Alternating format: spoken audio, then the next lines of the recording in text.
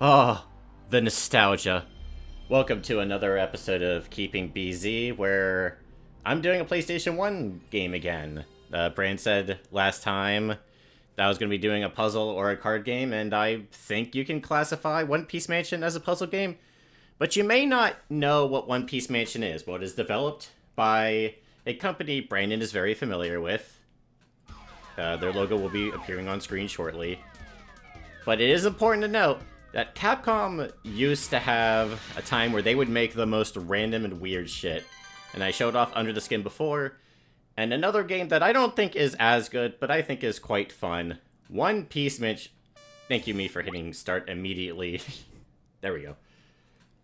One Piece Mansion is a very short game, although I still haven't completed it yet, because the later levels can be quite difficult. It's not very long.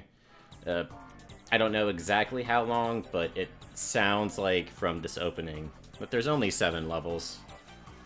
And one day I should actually just go and finish the game, because I like a lot of things about it. It's a very interesting... Like I said, there's some puzzle elements. It's kind of a apartment management sim where you have to arrange your tenants in order to keep them all happy and in order to stress out the villains. Now, why does a apartment management puzzle game have enemies? We're about to find out. Our sister is being kidnapped by aliens. Zach just can't help it. First with Under the Skin and now with this, it's always these damn aliens. Oh, you know what? Yeah, Capcom... yeah, Under the Skin was about aliens. Except in that one, aliens were the... Well, I guess they were technically... I guess they were the good guys from our perspective, but the aliens were annoying humans. Jeez, just... aliens always coming to invade the planet just to mess with things. But yes, this alien is mad that our character's apartment is better, so they kidnapped our sister and are now challenging us to apartment management games to see who can truly manage apartments the best. That's interesting. And that's kind of the biggest reason I picked this game. This story is so stupid, and I kind of miss when games had just completely ridiculous, stupid stories as to why we're doing what we're doing. Okay, I don't really miss the princess has been kidnapped, go save her for the millionth time, but things like I'm challenging you to see who could be the best at being a landlord.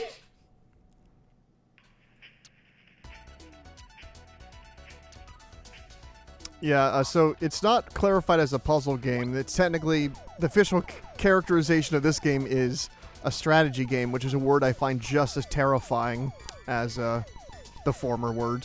It is, yeah, I mean, which makes sense, because it's all about placing your tenants in their particular spots to work against other tenants. From what I understand, I have not played the game myself, but I will say that it just immediately, honestly, holds up pretty well, presentation-wise. Character designs are simple but appealing, and the overall look at the game is neat. Like, well, how would you say about how they handled like the UI distribution, Zach? Like, is it a little too much going on here, or is it just enough to give you all the information you need to make your decisions in gameplay? I would say it's not too much. My first time playing this, gosh, I think I last played this 10 years ago, back when I was showing this game off for our original Let's Play channel. I don't think I've played it since then. I did used to think that this game was overstimulating. It was too much all at once.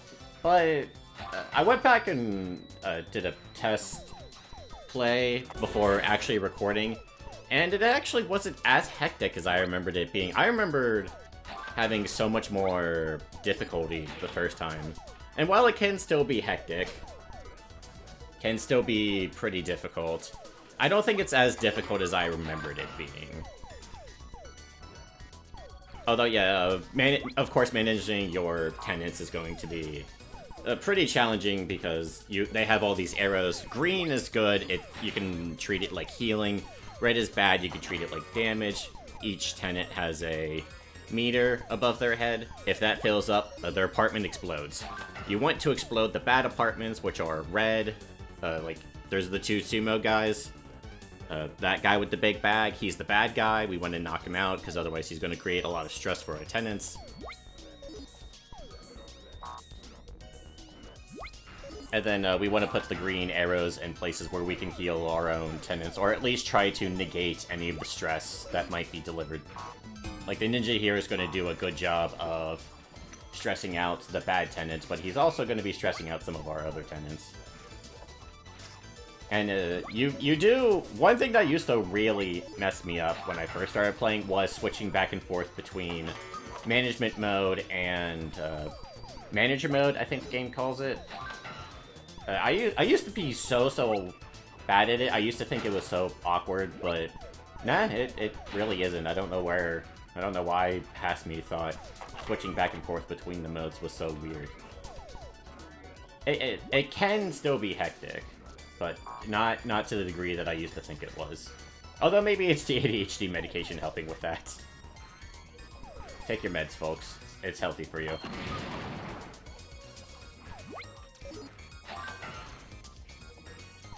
But the main reason I picked One Piece Mansion is because of something I brought up earlier about... like you said, Brennan, I like its presentation as well. I think its music is okay. I don't really remember much of it, but I do really love its aesthetic.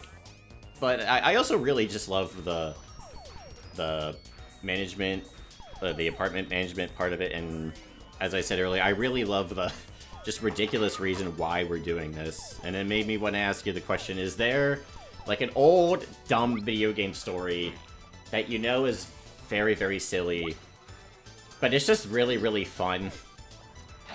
Because I feel like that is kind of something I'm missing nowadays to continue in my unfortunate... I'm growing old and feeling nostalgic for the past, even though I barely remember any of it anymore. That's a good question. I'm trying to think, especially back when I used to play a lot of retro stuff when I had like a Genesis and all that, but the only thing I can think of more recently is that when I finally did play Dynamite Heady, and that game is very much like... maybe it's not ridiculous, maybe it is just kind of cool. Like, that game is like set on a stage, and you're playing through different acts of a performance the whole time, and you're kind of in just this rivalry with this robot cat that's giving you issues like the whole game, and he keeps like showing up with new machines because I guess he just wants to take the spotlight, but you know, nothing's really fully explained on all that. It just kind of is the visuals of just what's going on. Yeah, that one sticks out to me. I mean, when you really think about it, when you really boil it down, the original franchises that created video games are just kind of random, ridiculous cartoon setups. Like, you start with Pac-Man, who is just a yellow thing inside of a maze that's being chased by these kind of colorful, cartoony ghosts, and then you go on to stuff like Mario being a plumber going down a tube to save a princess from an evil dragon turtle by collecting mushrooms to jump on other turtles. And then you got Sonic, where it's a hedgehog that fights robots. But you're speaking more specifically of like games that are just completely baffling, insane setups to justify their gameplay design, when in actuality there was probably never really a reason behind any of this from the get-go. They kind of just came up with something later after coming up with the gameplay. A little bit of column A and a little bit of column B, because if we really think about it, there's a lot of franchises that are popular. I might have brought this up before. It's been a long time. There's a lot of franchises that are popular now that if they were to be introduced now would be seen as insane. Sonic, I think, introduced now would be insane. Mm-hmm. Teenage Mutant Ninja Turtles. Trying to think of some other ones. Because I do wonder if some of those 80s and 90s franchises released at the perfect time, and would they be something that would catch on nowadays? Although I guess that's really hard to say, because they're sticking around because of... I don't want to just say it's nostalgia. Obviously, that's part of it. But I think another part of it is people grow up with it, and then... like, Teenage Mutant Ninja Turtles has so many versions because the people that grew up with it now get to work on their own version and put their own spin on it.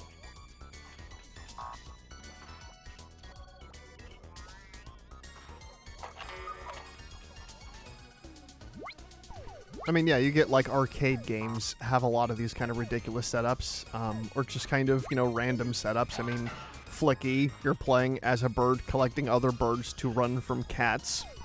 That is just the setup of it. I mean, then you get just like the Atari era where it's just like, oh, look, we're playing as two frogs jumping across lily pads, collecting flies with our tongues. And then you got like, just like the insane, horny games from that particular era. And, the setups they would have for that, just to set up the ridiculousness of having something with this degree of graphic content on an Atari where everything is just a bunch of, like, Microsoft Paint level lines everywhere to signify people and things.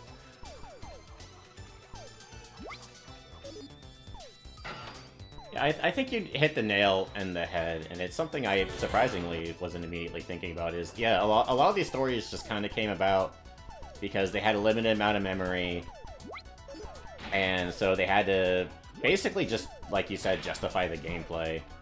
And I think that did lead to some bizarre creativity. You have Frogger, then as games improved, they would start adding a bit more story to try to justify it further. I don't know much about the later Frogger games, but I know they kind of add more of a Saturday morning story to it. At least from what I've been able to tell from Nitro Rad's reviews. I've tried playing some Frogger games over the years, be it the original PS1, well, not the original, but like the kind of reboot, remake PS1 platformer, which I remember as a kid just being insanely hard. Or when they tried to make Frogger more of a platforming hero and gave him clothes and made him stand on two legs, and some of those games were terrible and some of them were okay, and they went from being like really like generic 3D platformers to being overhead and playing more like the original Frogger, but with like full-on levels and lore and gimmicks.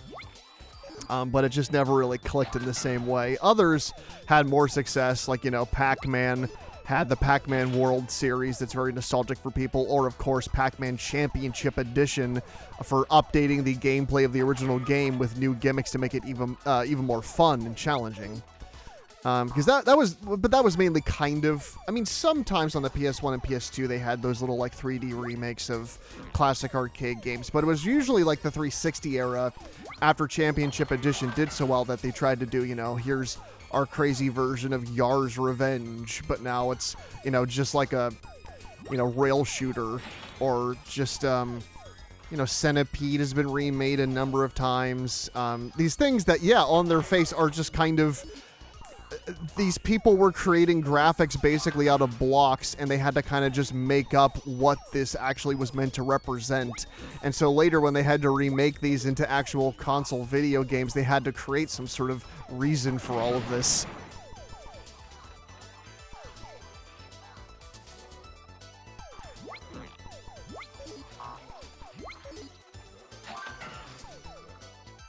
I guess maybe a more modern example, Zach, is maybe something like Pizza Tower. Because it's a game where the entire point is you're trying to get to the top of a tower to stop the destruction of your pizzeria, and you're being attacked by, like, sentient food. Very classic video gamey. Yeah, okay, yeah, Pizza Tower didn't come to mind because I haven't played that game, but that would absolutely count as one of those. Also, I'd like to mention, because I think it's important given the pedigree and us discussing the way games have evolved, that One Piece Mansion was directed by, one of the major directors was good old Hideki Insuno, Mr. Devil May Cry and Dragon's Dogma, was one of the main directors on this game. And the composer mainly did just random stuff throughout the PlayStation era, and even still works into this day. He became the composer mainly for the Dragon Guard games, mainly the first two, and went on from there. And then the character designer for One Piece Mansion, who created all these wacky designs, is actually Rin Kitsu Saga. And Kitsu Saga was basically went on to do character designs and illustrations for other kind of random games, some Dragon Quest stuff, some Final Fantasy things. Mainly today, they're known as the main character designer on the mobile gacha game Fate Grand Order. And more recently, they were an art design and boss character designer for one of the many Sword Art Online games in this place, Hollow Realization. Zach and I have not really seen much of Sword Art Online, but it isn't exactly what either of us would say is our kind of taste. But we can say at the very least that Rin comes up with really eye-catching character designs, and One Piece Mansion certainly is no exception, because especially when you look at the designs Rin would go on to do, One Piece Mansion kind of stands on its own as very unique, because it has to be so stylized.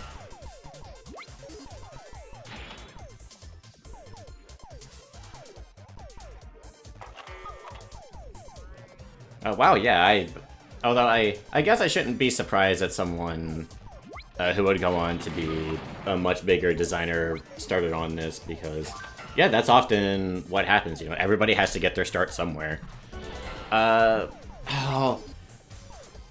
thought about doing a game from this series for Valentine's Day, and then we just didn't end up doing it because I wasn't familiar enough with it, and I also didn't think the genre would be a very good idea for Keeping BZ. Hideo Kojima was a producer behind one of the... Oh, what is the name? Hang on, I'm looking this up real quick. Sure. He was a producer behind... I don't think he was a producer behind a romance visual novel specifically, but I think one of the... he did a... Oh my gosh. What is the name of it?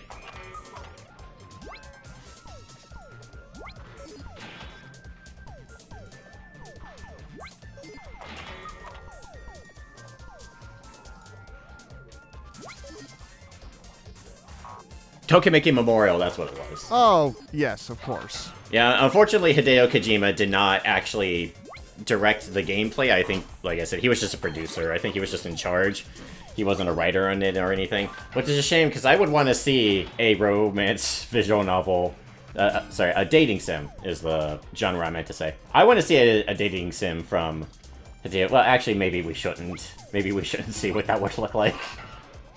Yeah, well, considering what this man would go on to make, and a lot of his later games, be it, like the character Quiet, just a sniper in a bikini that people like, well, no, there's reasons why she dresses like that, like all that kind of stuff. Like, yes, I have heard great things about, the goofy insanity of his Death Stranding games, and I will probably get to them at some point.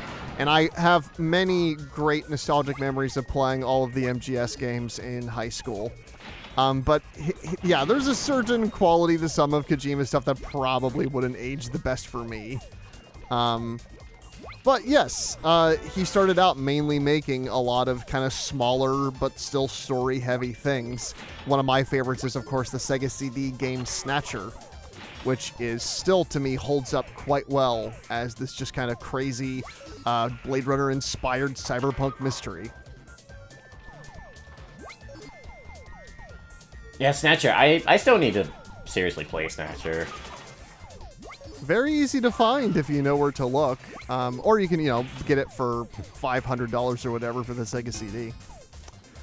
And then also have to buy a Sega CD and a Genesis. And you have to, make sure it's a Sega CD that actually still functions in 2026. Yeah. I'm actually shocked by how many Sega CD games there are. I did not know that many of them existed, because SGF's been playing through a bunch of them. And he still keeps uploading more, and I keep being surprised by how many were actually released for that. Because I always thought it just got, a couple. Well, maybe saying it like a couple, like it only got 2 or 3 isn't what I mean, but... I don't know. I just always thought it died really, really... I thought it got a little bit more than the Virtual Boy. No, goodness. No, the Sega CD had way more games than the Virtual Boy. Yeah, let's see here.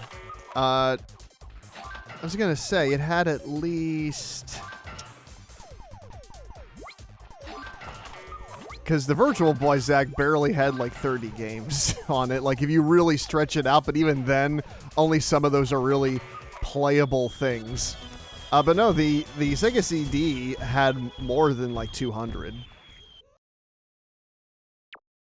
Ah, okay. I thought it was closer to 100. I didn't think it stopped at 30, but... Now, to be fair, many of those games were Genesis ports. A lot of them were the Genesis game of something, but now with a completely different CD soundtrack, as well as maybe they add like a level or some other graphical functionality that, you know, the CD space allows them to do, like Batman Returns having those driving levels.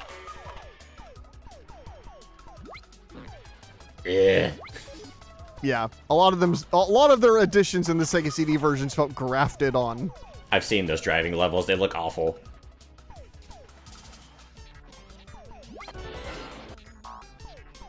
Look, we could do 3D, kind of, sort of.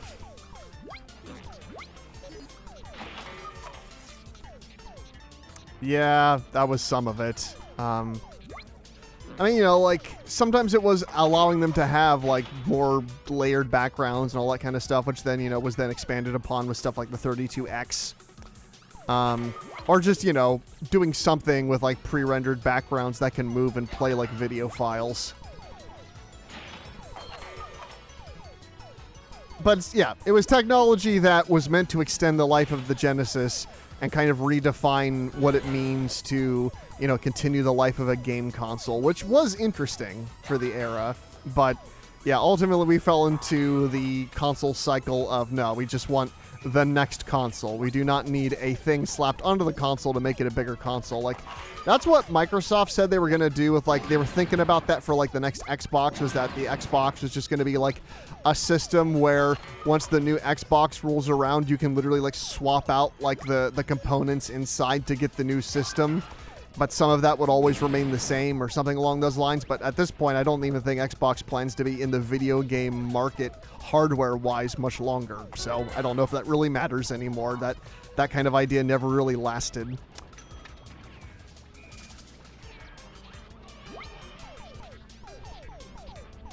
Yeah, I didn't know that about the Xbox. One thing I do want to say real quick to get back to the game. Sometimes stressing out your tenants can actually lead them into sort of transforming. There we have R1. I'm gonna call him support. Where he had diagonal arrows where he'd be healing, but if he gets stressed out enough, he actually switches from support into DPS. I guess to put in MMO terms. Oh wow. So like sometimes it might actually be kind of beneficial to piss off your tenants enough, because then their ability to stress people out would become stronger. But of course, if you are going to do that, you should make sure that they're only stressing out the bad tenants. Right. You can only imagine what they were thinking when they came up with the idea for this game. They were probably in those ridiculously tiny Japanese apartments with noise happening on all sides of them. They're just like, wait a second, video game.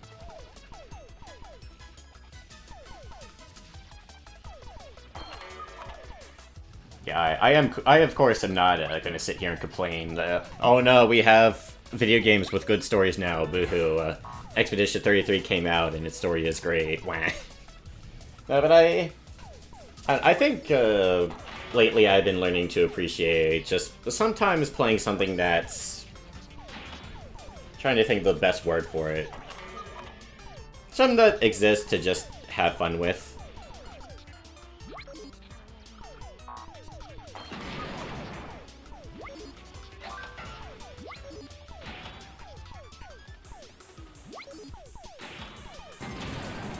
Oh no, Zach, there's a fire. There's a fire in your apartment. Your apartment can burn down? In this game? Yeah. Well, yeah, that's what the bad tenants do. They set things on fire, and as you might imagine, it stresses out your tenants even more. Oh no. Oh, and then sometimes they jump floors, then it's just... that part especially gets annoying when I try to blow the whistle on them. And they just jump the floor in the middle of the whistle blow, so they technically don't get hit by the whistle. There's a joke in the whistleblower, but I'm not the kind of guy to make it. I also find this game really bold, Zach, for making a landlord the likable protagonist you're supposed to root for. Well, that's why video games are a fantasy, Brandon. That's true, that's true. The designer, like the gameplay designer of One Piece Mansion, would go on to do... mainly, he was mostly just working in just like the planning and according stages of different games throughout the year. Some of the Professor Laytons, the White Knight Chronicles games. His most recent thing was that he went back to doing full-on game design for his first time since One Piece Mansion with a mobile game on Android called Infinity Bullets, released last year. Oh, that's a pretty fun name. Yeah. For some reason, makes me immediately think of Bullet Witch, that PS3 game, I believe. Oh, yeah. So Bullet Witch was actually... I don't think that even came out on PS3, but it was from that era. It was like a 360 and PC game. Yes, 360 and Windows only. I have played some of that game. That game's just kind of ridiculous and exists.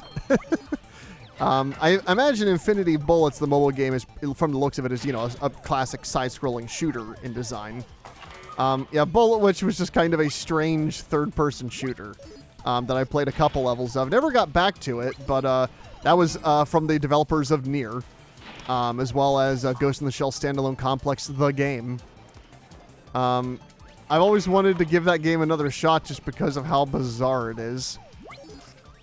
It's set on a post-apocalyptic Earth, and it follows a witch as she hunts demons.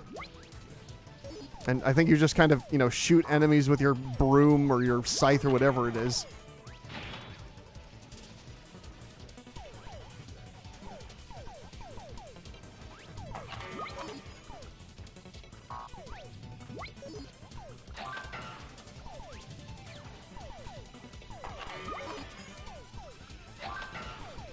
How long does a typical level of One Piece Mansion go on? It pretty much goes on until you clear the condition. I think the condition for this one is getting enough tenants. It also depends on how good you are at the game. If you're really good, you could probably complete in just a few minutes. I would say no level should really take... let's see. This video is about 50 minutes long, and I do 4 missions, but I fail one of the missions. I would say each mission takes probably 10, 15 or so minutes. But again, if you're better at the game, it probably takes significantly less time than that. Sure. And I know that every single time you have to build upwards. Like, when you run out of apartments and you have to keep scaling and building up, that costs money. And is it difficult to balance out the amount of money you're spending to, you know, not go bankrupt? It depends. The game gets mad at you if you're below, I think, $1,500, but you should be mostly fine at $1,500, at least in the beginning. Money usually isn't something to really be concerned about until a bunch of tenants start exploding, because every time a tenant explodes, you start losing cash. So you can kind of think of cash as your health bar, but you also have to spend it because you gotta spend money on tenant. You spend money to make money, basically. It's something modern CEOs don't seem to understand. But you spend the money, and then you're supposed to make it from your tenants, but as you can start seeing, as my tenants are exploding, the money can drain really, really quickly.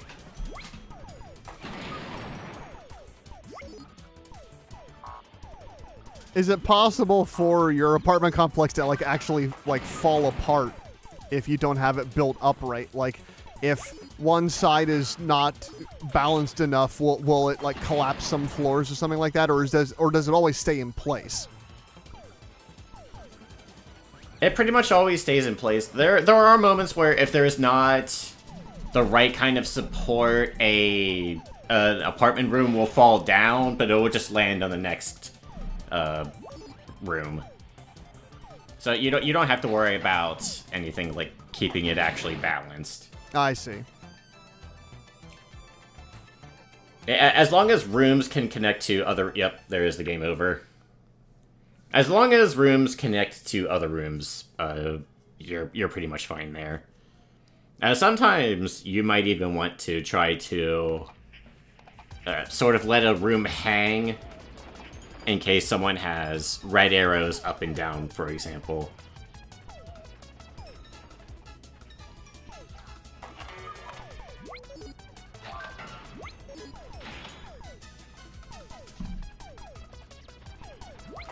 Yeah, this level I found pretty difficult, just because the elevators and the way all of the tenants start is a pretty difficult setup. The elevators in the middle and on the left make things kind of hard to position tenants in a way where you can get... Like, that bullfighter, for example, is really hard to get out of the way from just dealing massive amounts of stress damage. So I had to quickly emergency move them there, but there's elevators and... Jeez, it's just so much, and everybody starts off in extremely stressed position, so you kind of have to spend the early part of this trying to switch everyone around and get them out of the way. And while the game will try to be like, oh, money warning, you're spending a lot of money, you should, as long as you're being somewhat fiscally responsible, you shouldn't die right at the beginning of the game just because you're moving in tenants and doing some switching back and forth.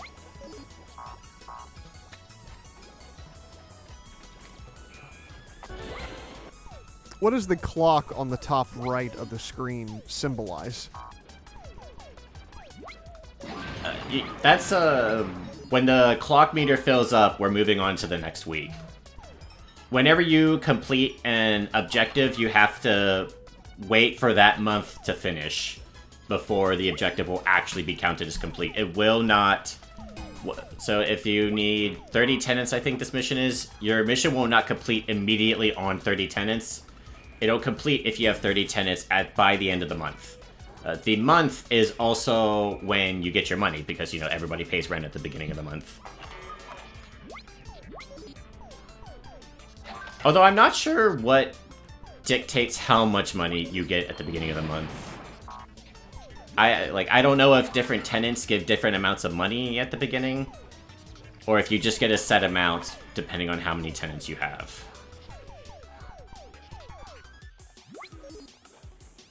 Yeah, because when you're selecting through the different tenants, it doesn't give you like a dollar amount, so maybe there's some other menu in the game where you can look at bios for the tenants or something like that. But yeah, or you might be right that it's just dependent on how many you have currently, living.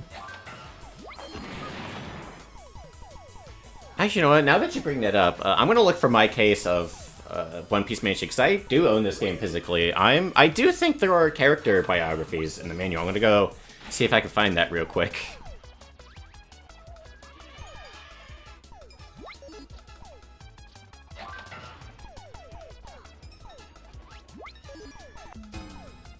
So this was a 2001 game, so for whatever reason, a lot of the art style, maybe it's just the big heads with the sometimes giant foreheads, and just the overall look of some of the different creatures.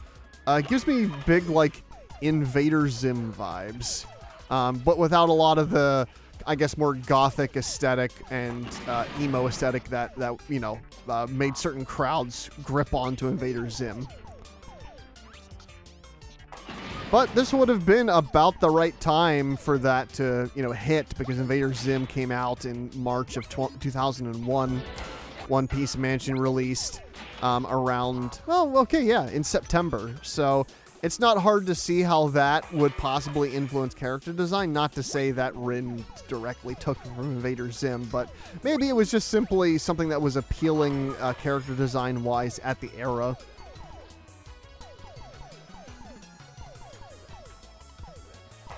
Yeah, I didn't think of it that way, but I can kind of see it. Especially the goth rocker. Yes. That, unfortunately, is a bad tenant.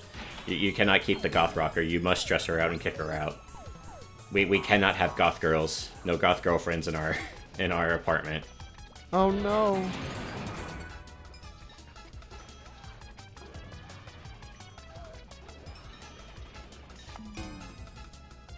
Unfortunately, I found a bunch of my other PS1 games. One Piece Mansion is not with them, and I don't know why. Oh. What do you mean, Zach? Aren't you playing this game using your original copy? You won't be using other methods to play this, are you?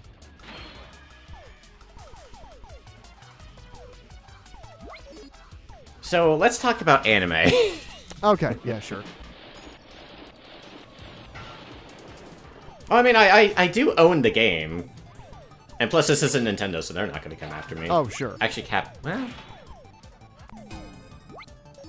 Is Capcom the kind of company that shuts down fan games? The most popular example I am aware of is when the developers of...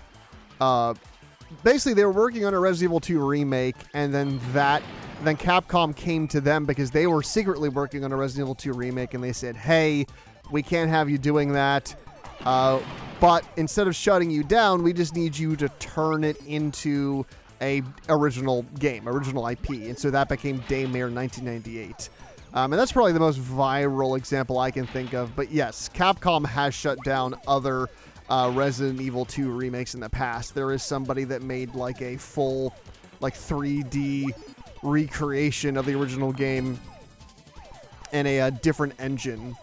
That now has basically been kind of wiped away because of just it being basically a fully playable version of Resident Evil 2, but with 3D backgrounds. That eventually, then that developer went on and made an original survival horror game using the assets and the engine they had created for that. But yeah, usually you have to be careful with that kind of thing. If you're making a Code Veronica remake, I've seen some of that get some attention. They're not to the same vitriolic level as Nintendo, but when it starts to get to the point of just literally remaking a game that you could go buy and play, that kind of sometimes has issues with them. Fan games, no, they usually don't care about fan games that are original games. Yeah, I did suddenly remember that Capcom... I'm not sure how to... I guess they endorsed it because when Mega Man Cross Street Fighter was being made, I believe, by a fan, Capcom was like, hey, this game is cool. I don't think they put money or anything behind it, but I think they did market it to some degree. To say, hey, this game exists. And I believe there's Mega Man DOS games that were... I don't really know the story behind them, but apparently they do have an interesting story behind how they exist. Some fan just was learning how to code and then just made Mega Man games, and Capcom went, hey, alright, we'll publish them on DOS for you. Which, I don't know if you've ever seen any of those DOS Mega Man games, but they're not very good. Oh no, I've seen some. They are pretty infamous for a reason. I mean, you got the bigger sprites and more in some cases more detailed graphics than NES, but the actual it's like any of the bootleg recreations we've seen of various games and other consoles where they in no way can match the control and feel of those games, so they always feel terrible to control, which makes the entire experience of playing the game worse.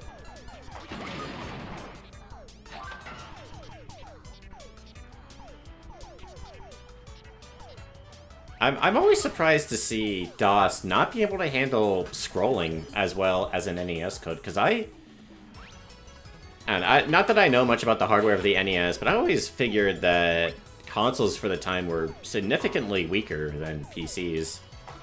But when I compare scrolling in the Mega Man DOS games to even the first Mega Man game, the first Mega Man game plays a lot smoother. Than the other DOS sequels? Yeah, the DOS sequels are a little choppy. That's interesting. Maybe just because they're more ambitious projects? Because they're bigger games with more mechanics and, more effects on screen. I don't know. That's interesting that that would turn out that way. You think that the programming would be a little easier once they have it kind of set in stone after the first one. I mean, because I also think of other DOS games that have a bit of scrolling. I believe I played one of the original Duke Nukem games before he became a first-person shooter, and I remember the scrolling in those games not being entirely smooth either. Of course, graphically, Mega Man DOS is... Well, Mega Man DOS is more detailed, I guess you could say, but I would say the Mega Man NES art style is still better. Yeah, well, yeah.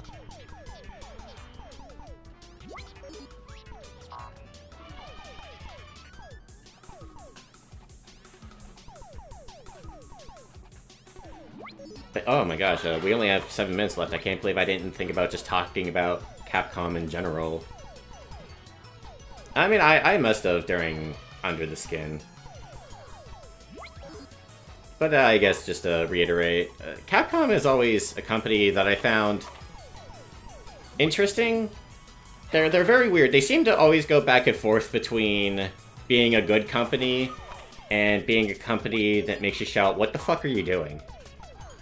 Because I don't know if you remember the on-disc DLC debacle way back in the day. Oh, yeah, of course. Like, wasn't it a case where certain characters from Street Fighter were already found on the disc in the files, but you had to pay DLC prices to actually access the content on the disc?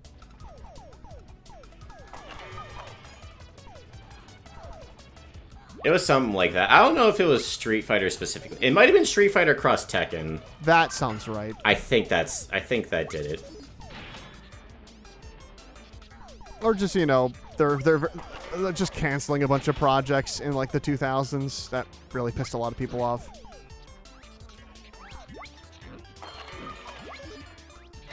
I'd say at least nowadays they seem to be one of the much better AAA companies. Because you got whatever the fuck Konami's doing. Nintendo... Like, Nintendo's always been the one that makes good games and can make pretty good hardware. But their office decisions are whatever the fuck they feel like that day. Or just what is not necessarily the best for the consumer. Yeah. Like, I can't say they've ever been one of the greediest, because, you know, EA. Oh, yeah. EA and Activision and Ubisoft, all of those exist. I mean, you know, Capcom just recently put out Pragmata, which is an original IP that is doing extremely well review-wise. So you can't say that they are just making sequel after sequel, which they are. Of course, they're keeping their mainstay franchises going. But it was nice to see them also step outside their comfort zone and release a new thing that clearly had the love and time put in to actually make it a good video game.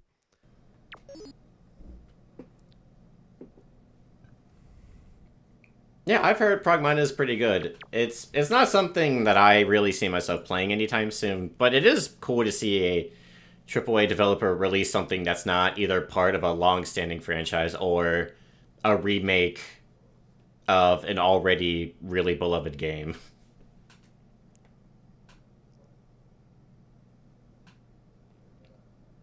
But yeah, we are now coming up to the end of One Piece Mansion.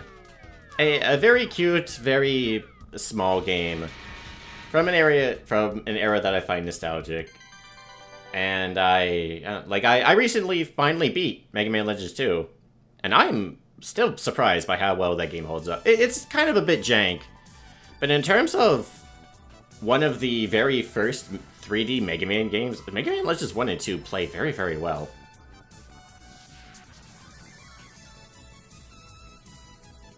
And we need a third one. But we do. Speaking of things they canceled, Capcom. Yeah. Mega Remaster or whatever and bring the original 2 back, or maybe just port the PS1 versions to PS5 and then get that third one out. Like, figure it out, bring the team back to make it work. Because Capcom is good at making consistent quality. We see that with Monster Hunter. We see that with Street Fighter 6. We see that with Resident Evil, obviously. So, come on. Give Mega Man the love it deserves. Don't make... Yes, you're making Mega Man 12 or whatever the hell its actual title is. Yeah, well, great. Mega Man 12. Oh boy, I'm happy that series has 12 games. What about Mega Man Legends, though? And Mega Man fans will still say that 12 is not enough. Oh, yeah. I kind of want to ask Mega Man fans, if Mega Man was at Mega Man 30, would that make you happy? Yes. They want infinite Mega Man games. Would they also be the kind of person that goes, we're at Mega Man 30, and I know the past 10 Mega Man games have been pretty average because it's just the same game over and over, but I'm still excited for Mega Man 30. At this point, you might as well just call it Madden Man 06 or 07 or 26.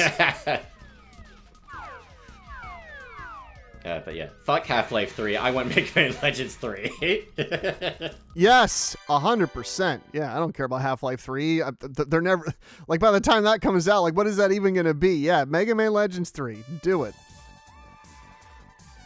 Yeah. Like, there's no way Half-Life 3 is going to live up to the hype. Yeah, and as we close off, Zach, would you want to see any sort of revisiting of One Piece Mansion? Speaking of Capcom revisiting things. I think it would be cool, but oh my gosh, I don't have enough time to get into this topic. The video is about to end. I think it's perfectly fine for a game like One Piece Mansion to just exist as it is, or Under the Skin to just be a one-off thing that just gets made. And I would like to see it. I don't know if it's on PSN. I highly doubt it. But I would like to see it available on things like Switch 2, PlayStation. Would I think it would be cool if they made a modern version of it? Definitely, yeah. Do I think it seriously needs one? Yeah. I think just, again, a way to put it on modern consoles, or even bringing it to Steam just so it can, or GOG, just to have it be just played and preserved, I think would be good enough for me. Yep, preservation, always a good thing. So, I guess that wraps things up for this episode. Yep, thank you for joining us for One Piece Mansion. Join us next time when... I don't know why the way I said that made me think of a show, but I can't remember the show. Anyway, join us next time when Brandon chooses a game.